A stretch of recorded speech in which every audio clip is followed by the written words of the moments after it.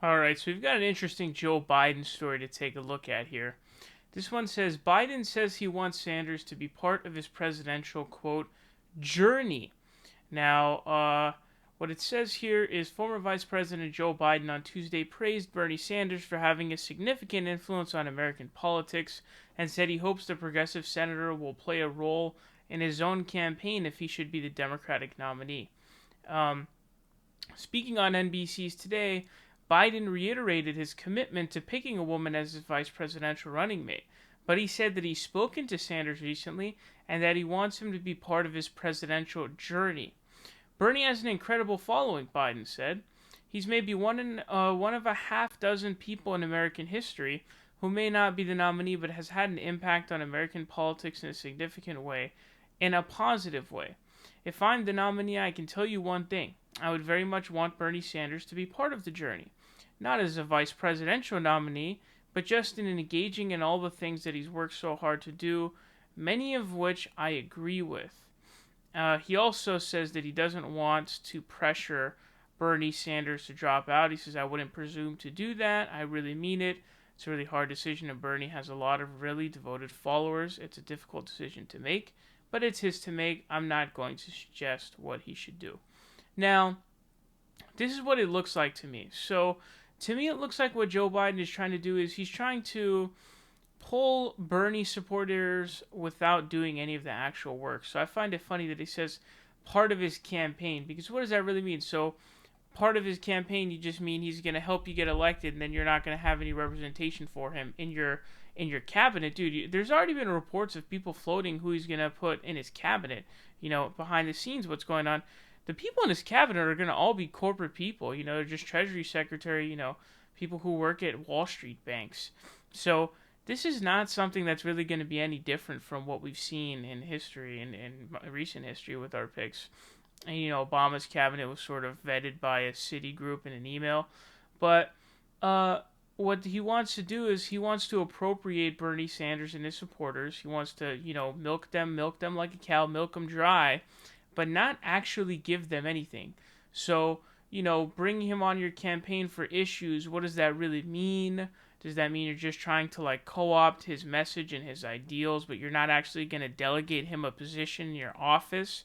And so he's not even saying in his administration. If he was saying in his administration, now that's a totally different ball game, because then it means, oh, he's actually got some power to actually do stuff.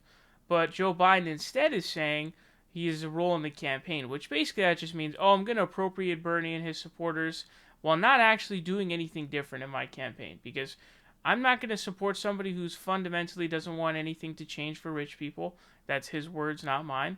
Um, Someone who doesn't support Medicare for all, especially in the face of a pandemic, is the old guard, has dementia, is mentally disabled. There's also the rap allegation against him recently.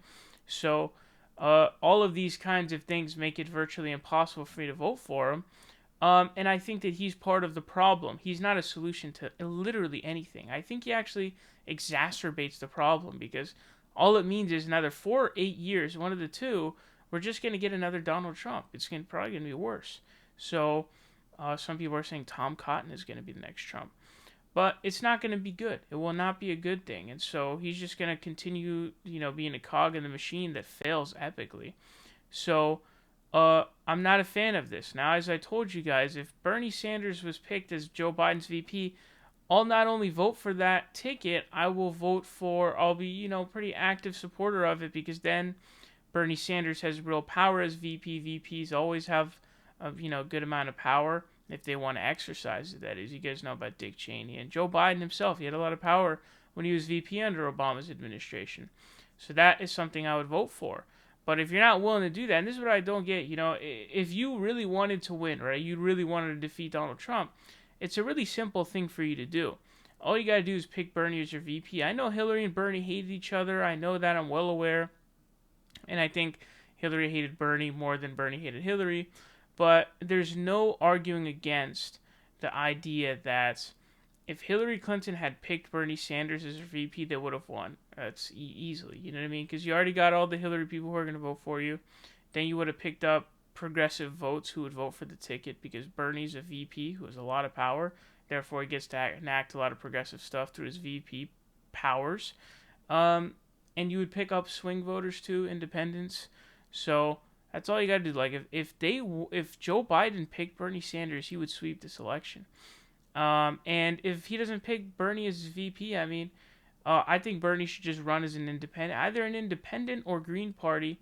Depends on whether you're looking at the long game or you're sort of looking at the short game. I don't really know. I'm open to either of them, but I would definitely be in favor of a Bernie Sanders third party run, either as an independent or an actual third party. But that is the story here on Joe Biden and Bernie Sanders.